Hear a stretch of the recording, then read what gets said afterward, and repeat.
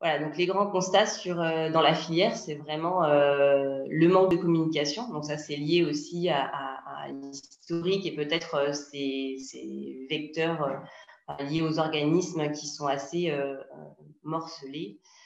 Le fait que la filière soit fragmentée et un manque de mutualisation des outils, de l'existant, ce qui rend notamment le fait qu'on ait peu de visibilité au niveau des pouvoirs publics, mais aussi un grand flou au niveau de la communication qui est mis en place pour le public de façon large.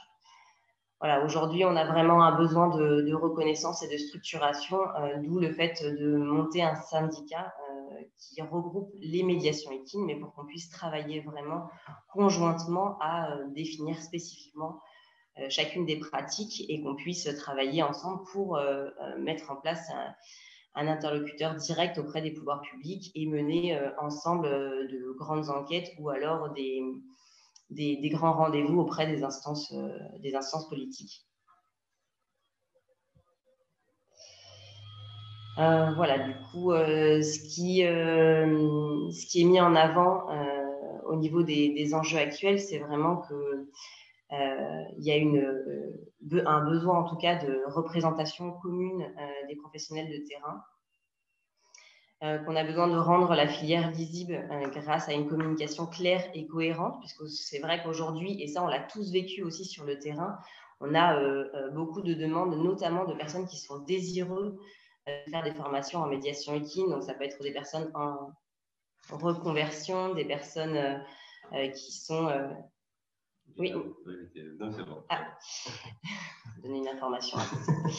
Voilà, donc c'est vrai que ça, je pense que chacun des professionnels qui sont ici présents peuvent témoigner d'avoir des questionnements assez récurrents en termes de public, de demandes de personnes qui encore aujourd'hui ont du mal à distinguer les pratiques en équithérapie, en équitation adaptée. Voilà, c'est vrai que du coup, la communication n'est pas forcément claire, mais aussi des personnes qui seraient désireuses de rentrer au sein de la filière ou de monter des projets.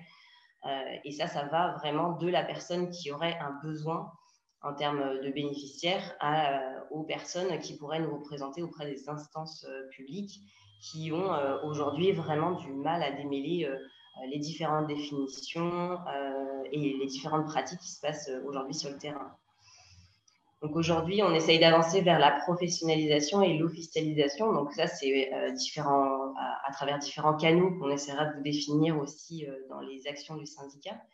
Mais ça passe notamment par voilà, une amélioration de la communication générale qu'on va mettre en place entre nous et aussi, du coup, à travers tout ce qui serait possible de communiquer au grand public. Donc ça, on l'a mis notamment en place à travers les webconférences, mais on vous en parlera un peu plus tout à l'heure.